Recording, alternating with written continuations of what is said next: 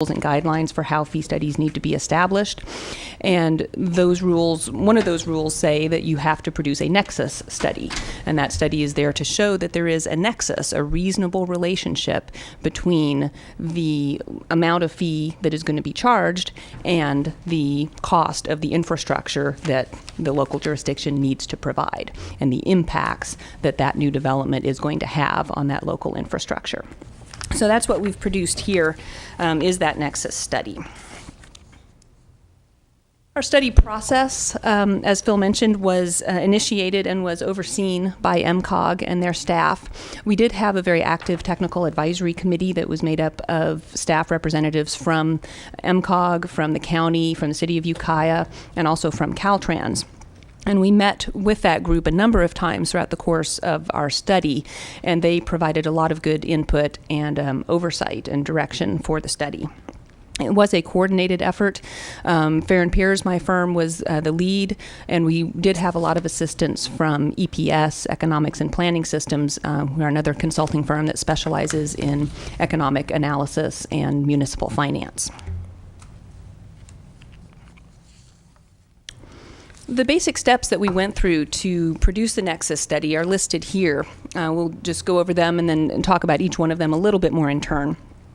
The basic steps in any fee program study would be to first estimate how much growth is there likely to be in the future, so how much new development is likely to occur, and then to develop identify some projects, what capital improvement projects will be needed in order to serve the demands that are being generated by that new development.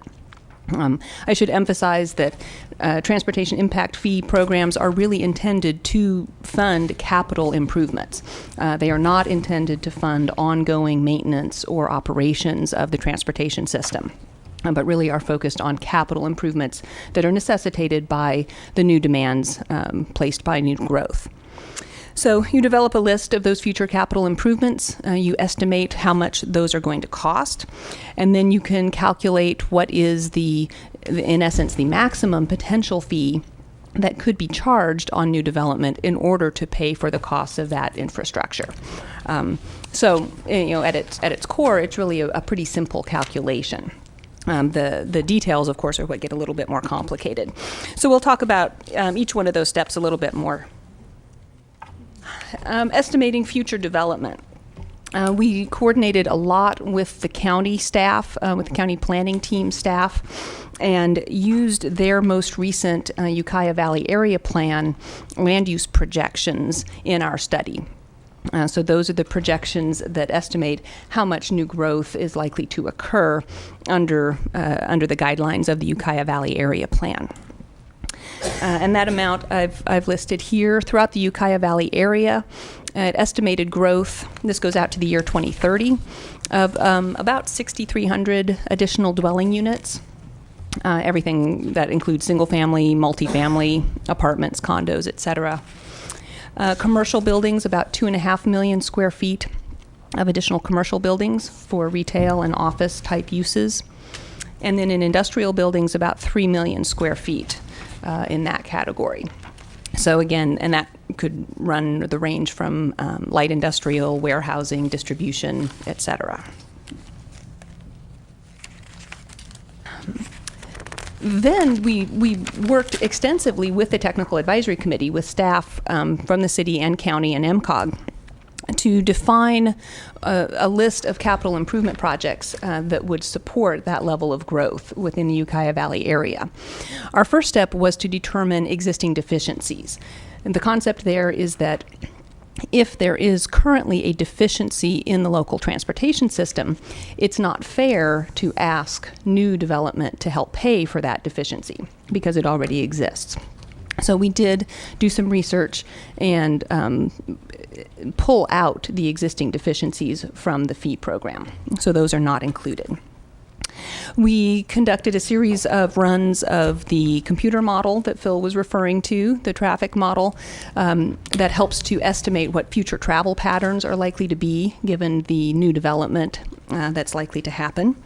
That helps us to identify the infrastructure needs. We also did a very comprehensive review of all of the various studies and plans that have been prepared in this area over the last 5+ years, because all of those studies really help to define what the future needs are as far as infrastructure goes. And we reviewed that in depth with the representatives on the Technical Advisory Committee meeting. We spent several meetings with that committee reviewing the list of capital improvement projects and getting everybody's input on that. So when we had the whole list together and got all the cost estimates for all of those projects together, the total cost ended up at about $127 million. So that is the total that's going to be included in the fee program. These figures appear in your report. I just thought it might be helpful to put them up here. Just to take a look at the geographic distribution of the capital improvement projects that are included in the fee program. It's a fairly broad distribution.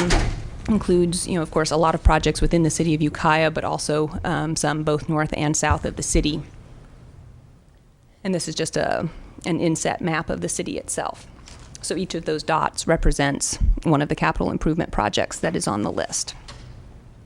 And again, a full list of those. It's rather a detailed list, so I didn't attempt to put it in the presentation, but there is a full list in the report that you have copies of. And these are over a 20-year period? Correct.